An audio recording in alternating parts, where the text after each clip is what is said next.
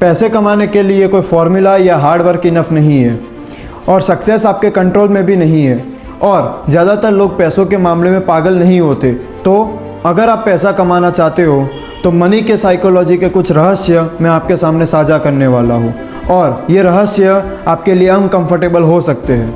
दोस्तों, हम सबको लगता है हम पैसों को लॉजिकली हैंडल करते हैं, जैसे कि स्टॉक मार्केट में डाल के, क्रिप्टो में लेके, एफडी करवा के, बिटकॉइन लेके एक्सेट्रा। लेकिन हम उसको तुरंत जज करते हैं कि वो सही है या गलत है। लेकिन नो वन इज़ क्रेजी। हर इंसान अपने पास्ट एक्सपीरियंस से बंधा हुआ होता है। अगर किसी ने अपने पेरेंट्स को 2008 में स्टॉक मार्केट में क्रैश होते हुए देखा होगा तो वो स्टॉक मार्केट को गलत बोलेगा। और एक दूसरा सीन है जहाँ पर उसके पापा स्टॉक मार्केट से बहुत कमा रहे हैं तो उसके लिए स्टॉक मार्केट ही सब कुछ होगा। तो आप बताइए दोनों में से सही कौन और गलत कौन? यहाँ पर दोनों ही सही है, क्योंकि दोनों ही अपने पास्ट एक्सपीरियंस के मुताबिक चल रहे हैं। इसीलिए अगर आप अगली बार किसी बिजनेस को जज करें तो रुकिए, क्योंकि उसकी कहानी आपकी कहानी से अलग हो सकती है। हम सक्सेस को टैलेंट के साथ और फेलियर को स्टुपिडिटी के साथ जोड़ देते हैं, लेकिन रियलिटी ये है कि लक और रिस्क साथ में चलते हैं।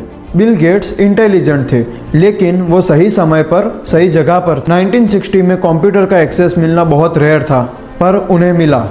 उनके स्कूल में कंप्यूटर था। ये हार्डवर्क था, हाँ, लेकिन क्या ये सिर्फ हार्डवर्क था? नहीं, यहाँ पर लक और रिस्क दोनों काम कर गए। जैसे मैं दूसरा एग्जांपल दूँ, केंट इवेंस, वो भी माइक्रोसॉफ्ट के को फाउंडर हो सकते थे, पर एक एक्सीडेंट में उनकी मौत हो गई।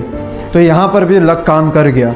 आज बिल गेट्स बिलियनर है और वो हिस्ट्री में खो गए हैं। जैसे दूसरी कहानी लेते हैं हम धीरू भाई अंबानी की।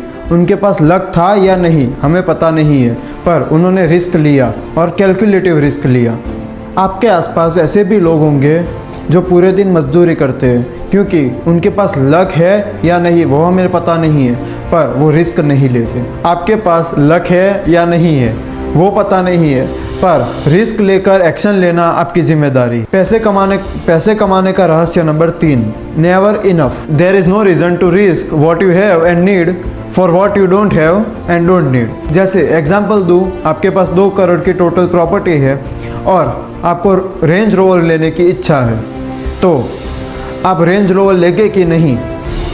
अगर आप रेंज रोवर लेने वाले हो तो आप मूर्ख हो, क्योंकि जो आपके पास है और आपको ज़रूरत है उसको उस चीज़ पर दाव लगाना कि जो आपके पास नहीं है। मनी के साइकोलॉजी का रहस्य नंबर 4। अब सबसे पावरफुल कॉन्सेप्ट की बात करते हैं, कंपाउंडिंग।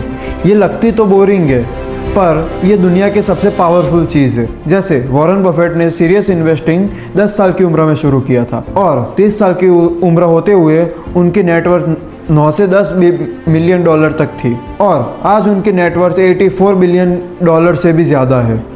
तो ये कंपाउंडिंग की पावर होती है। स्किल इम्पॉर्टेंट है, पर कंपाउंडिंग में सबसे बड़ा फैक्टर टाइम होता है। जैसे दूसरा एग्जांपल लेते हैं टेक्नोलॉजी में। 1950 में 4 MB की हार्ड ड्राइव लॉन्च हुई थी और 1970 में 20 MB की हार्ड ड्राइव लॉन्च हुई और उसके बाद 1990 में कुछ 100 MB की हार्ड ड्राइव लॉन्च हुई। एप्पल ने 6 GB की हार्ड ड्राइव दी 1999 में और उसके बाद कंपाउंडिंग चलता ही गया और अभी तक थाउजेंड्स ऑफ TB की हार्ड ड्राइव बन चुकी है। शुरुआत में पैशन के साथ हुई ग्रोथ बोरिंग लगती है, पर जब वो एक्सप्लोड होती है तब कंपाउंडिंग होती है। बार बार बिजनेस चेंज करने की जगह एक जगह पर रहे और कंपाउंडिंग करे। साइकोलॉजी ऑफ मनी के इस 4 रहस्यों को अपने जीवन में उतारे और आपका ग्रोथ निश्चित है।